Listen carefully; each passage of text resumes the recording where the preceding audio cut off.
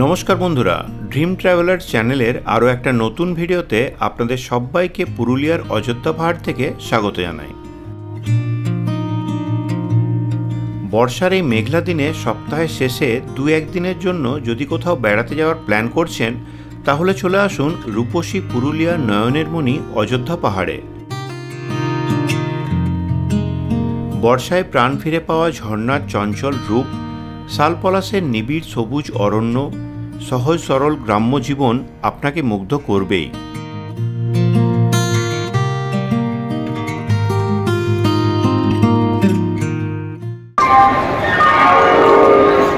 হাওড়া থেকে পুরুলিয়া আসার জন্য অনেকগুলি ট্রেন আছে।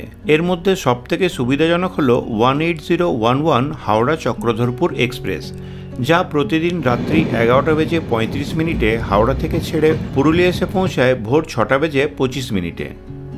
স্টেশনের বাইরে আছে গাড়ি স্ট্যান্ড, সেখান থেকে একটা গাড়ি রিজার্ভ করে নিতে পারবেন অযোধ্যা পাহাড় যাওয়ার জন্য। পুরুলিয়া স্টেশন থেকে অযোধ্যা পাহাড়ের দূরত্ব প্রায় 42 কিলোমিটার মতো। অযোধ্যা পাহাড়ের ওপরে অনেকগুলি দেখার জায়গা আছে, আর স্পটগুলি বিভিন্ন দিকে ছড়িয়ে ছিটিয়ে আছে, তাই জায়গাগুলো ভালোভাবে ঘুরে দেখার জন্য একটা গাড়ি রিজার্ভ করতেই হবে। দুদিনের জন্য গাড়ির ভাড়া পড়তে পারে মোটামুটি 5,000 টাকার মতো। তবে আমরা এবার 4 চাকায় নয়, বর্ষায় একটু বাইক রাইডের মজা নিতে বেরিয়ে পড়েছি 2 চাকায়। অযোধ্যা পাহাড়ের ঠিক নিচে রয়েছে সিরকাবাদ গ্রাম, সেখান থেকে দেখা যাচ্ছিল পাহাড়ের সারি। সিরকাবাদ গ্রাম আখ চাষের জন্য বিখ্যাত। রাস্তার দুপাশে অনেকটা জায়গা জুড়ে আখের চারা লাগানো হয়েছে। সিরকাবাদের পর থেকে পাহাড়ে ওঠার চড়াই রাস্তা শুরু হয়।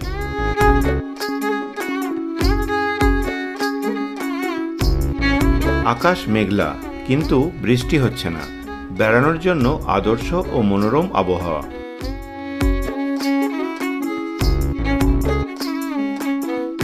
এই বছর পুরুলিয়া সহ দক্ষিণবঙ্গে প্রচুর বৃষ্টি হচ্ছে।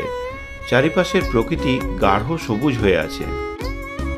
কালো পিচের মসৃণ রাস্তা দিয়ে ওপরে উঠতে উঠতে আমরা দাঁড়িয়ে পড়লাম পথের এক সুন্দর বাঁকে। পেছনে ফেলে আসা সর্পিলাকার আঁকাবাঁকা পথ এখান থেকে দেখা যাচ্ছিল স্পষ্টভাবে। এই ভিউ পয়েন্টের নাম বাঁকা ডহর। পুরুলিয়ার কুড়মালি ভাষায় ডহর শব্দের অর্থ রাস্তা। যেহেতু এখানে রাস্তাটা আঁকাবাঁকা, তাই এই জায়গার নাম বাঁকা ডহর। আঁকাবাঁকা পথ দিয়ে আবারও পাহাড়ের ওপরে উঠতে থাকলাম। কিছুক্ষণের মধ্যেই আমরা পৌঁছে গেলাম পাহাড়ের ওপরে এ পথের প্রথম গ্রাম লাহাডুংরিতে। রাস্তার দুপাশে ছোট ছোট সুন্দর মাটির ঘর।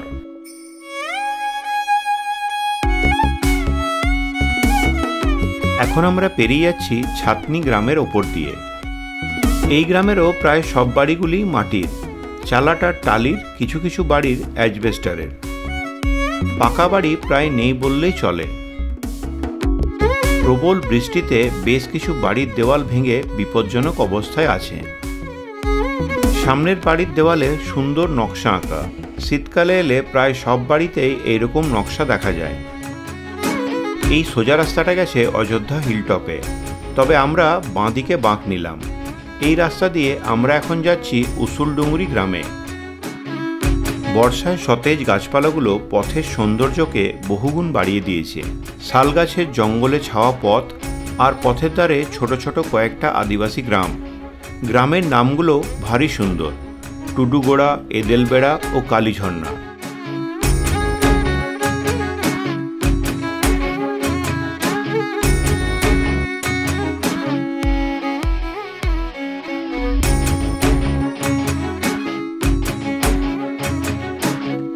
তিনটি গ্রাম পেরিয়ে আমরা পৌঁছে গেলাম উসুলডুংরি গ্রামে। গ্রামের শেষ প্রান্তে একটা উঁচু জায়গায় আছে ওয়াচ টাওয়ারটি। বন্ধুরা, আমরা এসে পৌঁছালাম উসুলডুংরি ভিউ পয়েন্টে। আমার পেছনে দেখতে পাচ্ছেন ভিউ পয়েন্টটা। তো চলুন ওপরে যাই, ওপরের থেকে চারিপাশের ভিউটা দেখাবো আপনাদের।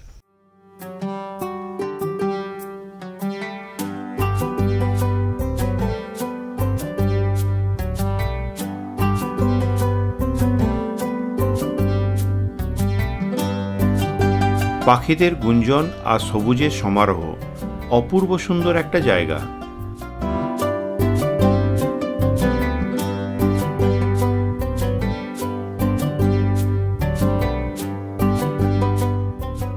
বন্ধুরা আমরা এখন চলে এসেছি উসুলডুংরি ভিউ পয়েন্টের ওপরে, আর এখান থেকে ভিউটা দেখুন, পুরো চারিপাশের ভিউটা দুর্দান্ত লাগছে। আর এখন বর্ষার সময় পুরো গাছপালা সব সবুজ হয়ে আছে, অসাধারণ লাগছে এখান থেকে। অ্যাকচুয়ালি এটা হচ্ছে একটা সানরাইজ পয়েন্ট, এখান থেকে খুব ভালো সানরাইজ দেখা যায়, তো সেই জন্য ভোরবেলায় আসতে হবে। তো বর্ষাকাল এখন খুব ভালো সানরাইজ দেখা যায় না। তো জায়গাটা সত্যি অসাধারণ, দুর্দান্ত লাগছে। কি কেমন লাগছে বলো? সত্যি মনোরম একটা দৃশ্য, এতটা ভাবিনি। এখান থেকে পুরো 360 ডিগ্রি ভিউ অর্থাৎ অযোধ্যা ফুল রেঞ্জটা দেখা যায়, এবং বর্ষাকাল থাকার জন্য পুরোটাই গ্রিনারি, পাথরে পাহাড় এবং সবুজের যে সংমিশ্রণ, তার একটা আলাদাই অনুভূতি। তো এখানে বেশ কিছুক্ষণ সময় কাটালাম, দারুণ লাগলো জায়গাটা। এরপর এখান থেকে বেরিয়ে যাব। আমরা এখন পৌঁছে গেছি অযোধ্যা হিলটপে। এখানে একবার দাঁড়িয়ে দেখে নিলাম সীতাকুণ্ডটি। এটি একটি আর্টিজিও কূপ। এখান থেকে সারা বছর এই রকম মাটির তলা দিয়ে জল বের হয়। হোটেল, রেস্টুরেন্ট, দোকানপাট নিয়ে হিলটপটা বেশ জমজমাট। আমরা হিলটপ পেরিয়ে এগিয়ে চললাম আমাদের পরবর্তী গন্তব্য বামনি ফলসের দিকে।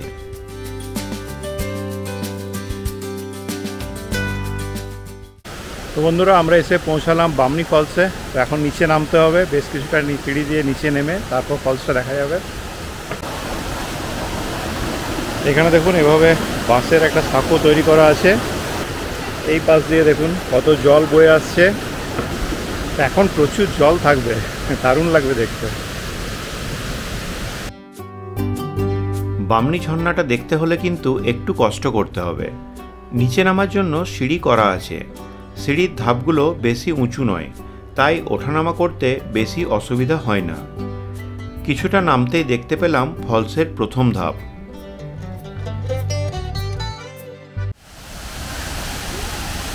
তো বন্ধুরা বেশ কিছুটা নিচে নামার পরে এখানে দেখুন ফলসের ফার্স্ট স্টেপটা দেখা গেছে। বন্ধুরা দেখুন এই হচ্ছে বামনি ফলসের প্রথম ধাপ। ওই ওপর থেকে জলধারা নেমে আসছে, বৃষ্টির জন্য প্রচুর জল, দারুণ লাগছে জায়গাটা।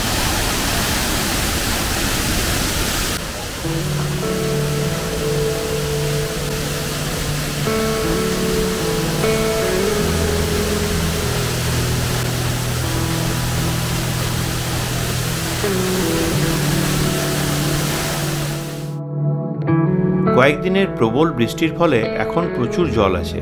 আপনারা যদি এখানে আসেন আর একেবারে নিচে যদি নামতে না পারেন, তাহলে এই পর্যন্ত অনায়াসে চলে আসতে পারবেন।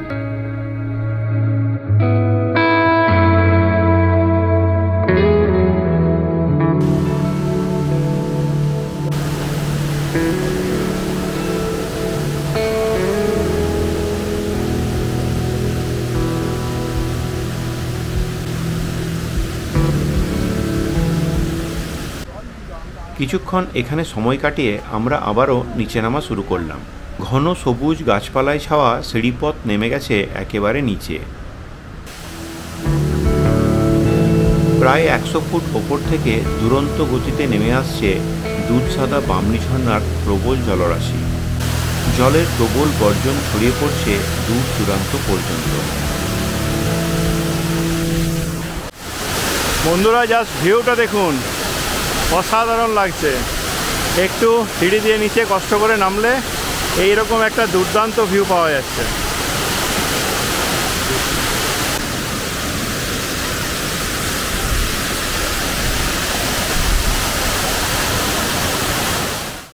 বেশ কিছুক্ষণ বামনি ঝর্ণার চঞ্চল রূপ উপভোগ করার পর আমরা ওপরে ওঠা শুরু করলাম। আমরা ওপরে ওঠা শুরু করেছি, এরপর একটু কষ্ট হবে, অনেকগুলো সিঁড়ি। আজকের ওয়েদারটাও ভালো, মেঘলা আছে কিন্তু বৃষ্টি হচ্ছে না, একটা ঠান্ডা ঠান্ডা ভাব আছে, ওই জন্য একটু কম কষ্ট হচ্ছে উঠতে। তো বন্ধুরা আমরা উপরে উঠে এলাম, আমাদের 15 মিনিট মতো সময় লাগলো। ওপরে কিছু দোকানপাট আছে, সেখানে বসে একটু বিশ্রাম নিয়ে টুকটাক কিছু খাওয়া দাওয়া করে নিলাম। আমাদের পরের গন্তব্য দুর্গা জলপ্রপাত। বন্ধুরা আমরা এখন চলে এসেছি দুর্গা জলপ্রপাতে। এখান থেকে দেখা যাচ্ছে ফলসের একটা পার্ট। তো নিচে গিয়ে আপনারা দেখাবো, এখান থেকে দেখুন একটু।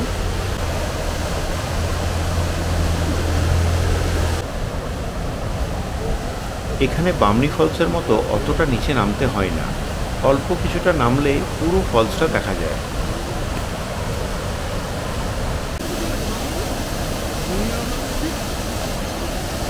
বন্ধুরা একটু নিচে নামতে এখান থেকে কিন্তু আরও স্পষ্ট দেখা যাচ্ছে। এরপর এই নিচে সিঁড়ি দিয়ে আরেকটু নিচে নামতে হবে, তাহলে পুরো ফলসটা দেখা যাবে। বন্ধুরা আমি এখন চলে এসেছি দুর্গা জলপ্রপাতের একেবারে সামনে। দারুণ লাগছে ফলসটা, প্রচুর জল আছে এখন। এখানে বামনি ফলসের মতো অতটা সিঁড়ি নেই, সামান্য একটু নামলেই একটা দারুণ ফলস দেখা যাচ্ছে। আর এখন বর্ষার জন্য প্রচুর জল আছে।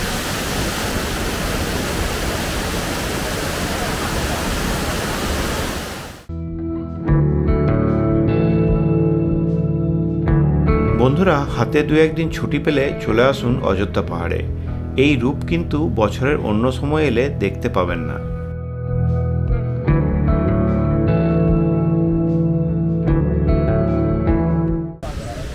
এখানে দুর্গা ফলসের ঠিক ওপরে এখানে ছোট ছোট দোকান আছে। এখানে চা, শরবত, কোল্ড ড্রিঙ্কস এইসব পাওয়া যাচ্ছে। আর এ পাশে দেখুন কিছু কাঠের জিনিসপত্র এখানে বিক্রি হচ্ছে।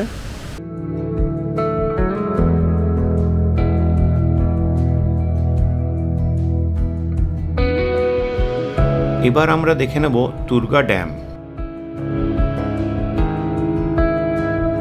তিন দিক সবুজ পাহাড় দিয়ে ঘেরা এই অপূর্ব সুন্দর দুর্গা জলাধারটি সেচ দপ্তরের অধীনে।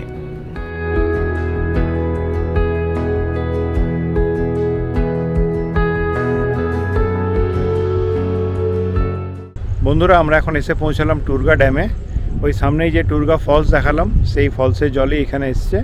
এই ড্যামটাও খুবই সুন্দর, পুরো একপাশে পাহাড় আর পাহাড়ের ঠিক নিচে এই ড্যাম। সামনেই দেখুন দেখা যাচ্ছে ওখান থেকে ফলসের জলটা এসে এই ড্যামে এসে মিশে যাচ্ছে। আর এটা দেখুন ড্যামের উল্টো দিকের ভিউ। আর ওই ড্যামের ওপাশটা একটা থাকার জায়গা আছে, যাযাবরী ইকো অ্যাডভেঞ্চার ক্যাম্প সম্ভবত।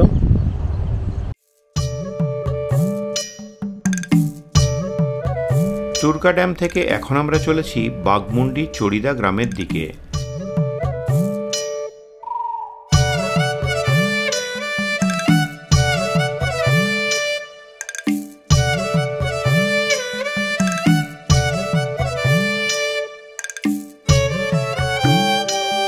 এই চড়িদা গ্রাম ছৌ নাচের মুখোশ তৈরির জন্য বিখ্যাত। পুরুলিয়ার ছৌ নাচের খ্যাতি রয়েছে বিশ্বজুড়ে। আন্তর্জাতিক খ্যাতিসম্পন্ন ছৌ শিল্পী পদ্মশ্রী গম্ভীর সিং মুড়া এই চড়িদা গ্রামেরই মানুষ। রাস্তার দুপাশ জুড়ে ছৌ নাচের মুখোশের পসরা সাজিয়ে বসে আছেন শিল্পীরা। দোকানে বসে মুখোশ তৈরিও করছেন আর বিক্রিও করছেন।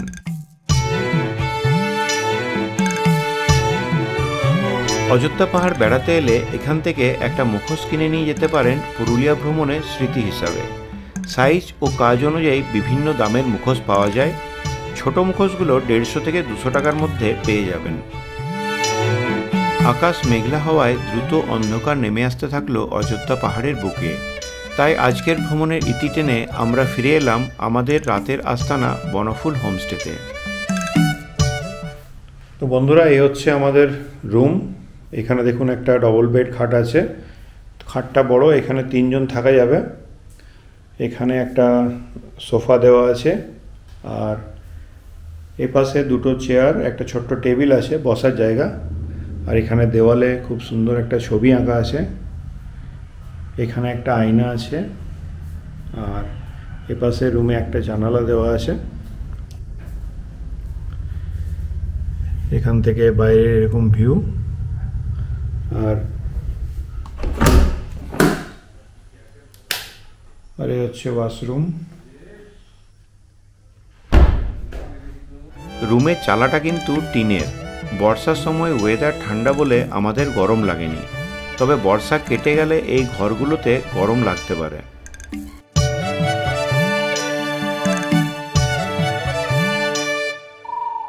গুড মর্নিং বন্ধুরা। তো কালকে সন্ধ্যেবেলা আমরা এখানে এসেছিলাম, তো জায়গাটা ভালো করে আপনারা দেখানো হয়নি, ক্যাম্পাসটা আপনারা দেখিয়ে দিচ্ছি। তো এই পাশটা দেখুন 4টে কটেজ আছে, আর এখানে আছে 2টো কটেজ। এটা আপনার অযোধ্যা হিলটপেই আছে, বনফুল হোমস্টে। আর দেখুন এই জায়গাতেও 2টো তৈরি হচ্ছে। এই বনফুল হোমস্টেতে আপনার এখানে থাকার খরচ হচ্ছে, এখন অফ সিজনে এখানে ভাড়া হচ্ছে 1200 টাকা। তো আমরা একটু বার্গেনিং করে 1000 টাকা দিয়েছি। আর সিজনে কিন্তু রেটটা একটু বেড়ে যায়, মোটামুটি ওনারা যেটা বললেন 1800 থেকে 2000 টাকা পর্যন্ত হয়ে যায় নভেম্বর, ডিসেম্বর, জানুয়ারি এই সব মাসগুলোতে।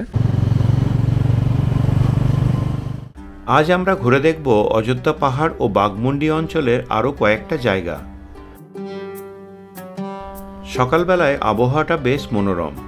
আজ মেঘ কেটে গিয়ে রোদ উঠেছে। সকালে ঠান্ডা বাতাস আর মিষ্টি রোদের ছোঁয়ায় শরীর ও মন সতেজ হয়ে উঠেছে। তার সঙ্গে এইরকম সুন্দর একটা রাস্তা, এই রাস্তায় ড্রাইভ করার মজাটাই আলাদা।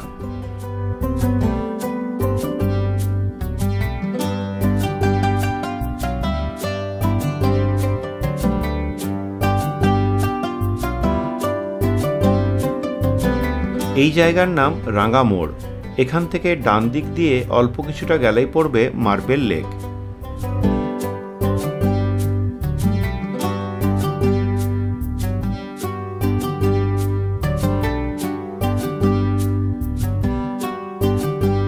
বাইক পার্ক করে আমরা এগিয়ে চললাম মার্বেল লেকের দিকে।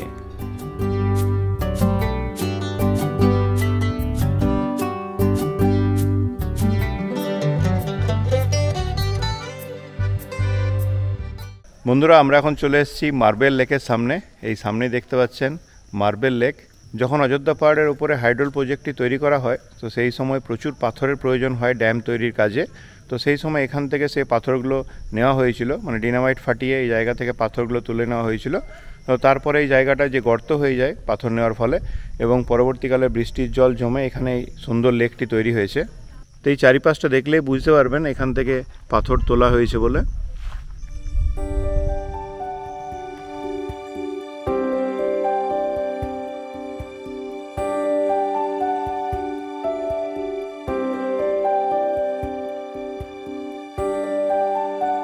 মার্বেল লেক থেকে এবার আমরা যাচ্ছি আপার ড্যামের দিকে। অযোধ্যা পাহাড় ঘুরতে এলে এখানে তো একবার আসতেই হবে। এই আপার ড্যাম পিপিএসপি বা পুরুলিয়া পাম্পড স্টোরেজ প্রজেক্টের অন্তর্গত। এখানে হাইড্রো ইলেকট্রিক পাওয়ার প্ল্যান্ট আছে। তো বন্ধুরা, এখন আমরা চলে এসেছি আপার ড্যামে।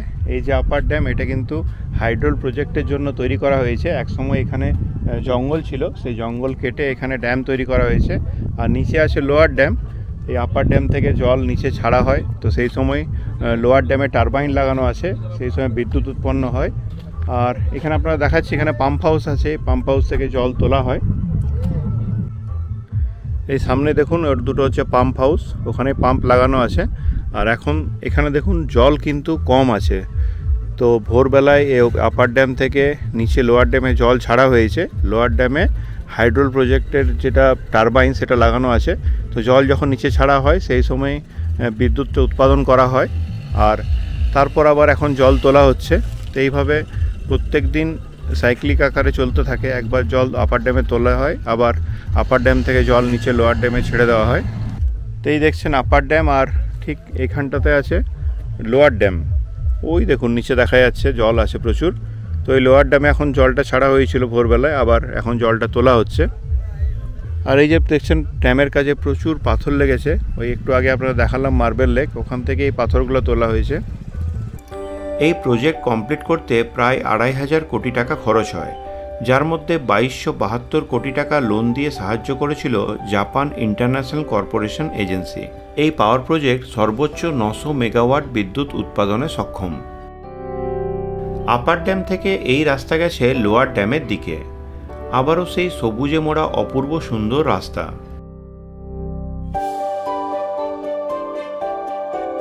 এখানে পাওয়ার প্রজেক্টের কাজে পাহাড় কেটে অনেকগুলি টানেল তৈরি করা হয়েছে। এই হচ্ছে টানেলের ভেতরে যাওয়ার রাস্তা।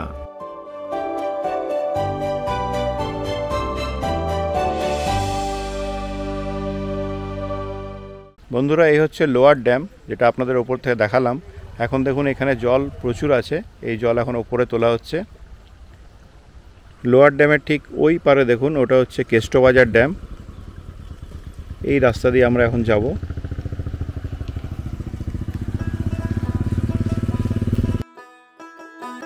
পথের বিভিন্ন বাঁক থেকে দেখা যায় লোয়ার ড্যাম। লোয়ার ড্যামটা রাস্তা থেকেই দেখতে হয়, নিচে ড্যামের সামনে যাওয়ার পারমিশন নেই।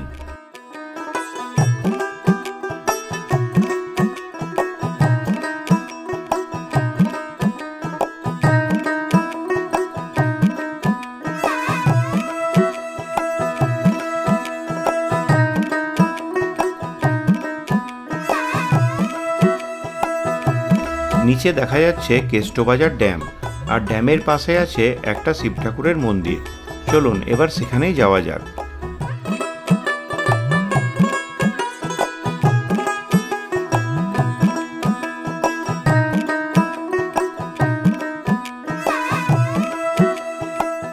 বন্ধুরা, আমরা এখন চলে এসেছি লহরিয়া বাবা শিব মন্দিরে। চারিপাশে গাছপালা দিয়ে ঘেরা, সুন্দর প্রকৃতির মাঝখানে এই শিব মন্দির।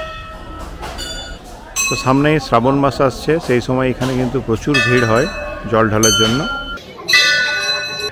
এখানে গাছে দেখুন নারকেল বেঁধে এগুলো মানত করা হয়েছে। আর এই মন্দির চত্বরে একটা দোকান আছে, এখানে এখন আমরা ব্রেকফাস্ট করে নিচ্ছি।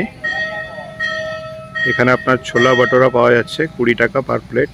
এবার আমরা দেখে নেব এখান থেকে 14 কিলোমিটার দূরবর্তী পাখি পাহাড়। রাস্তায় বোর্ড দেওয়া আছে, তাই খুঁজে পেতে সমস্যা হয় না। তো বন্ধুরা, আমরা এসে পৌঁছালাম পাখি পাহাড়ের সামনে। এই হচ্ছে আপনার পাখি পাহাড়। এখানে কিন্তু এই জঙ্গলের ভেতরে যাওয়ার জন্য গাইড নিতে হয়।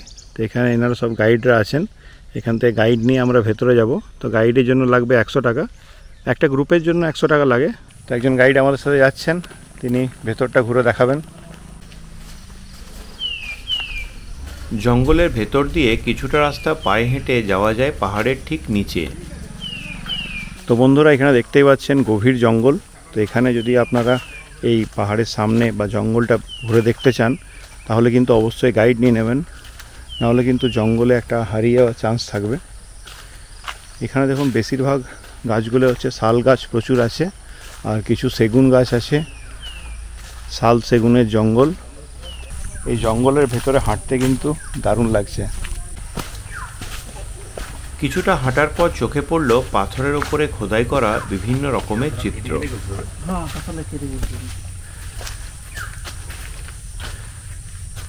এখানে আপনারা দেখতে পাচ্ছেন পাথর কেটে এই ধরনের নকশা তৈরি করা হয়েছে। তো সামনে এরকম আরও কারুকার্য করা পাথর আছে, সেগুলো আপনাদের দেখাবো। ওই সামনেই দেখতে পাচ্ছেন।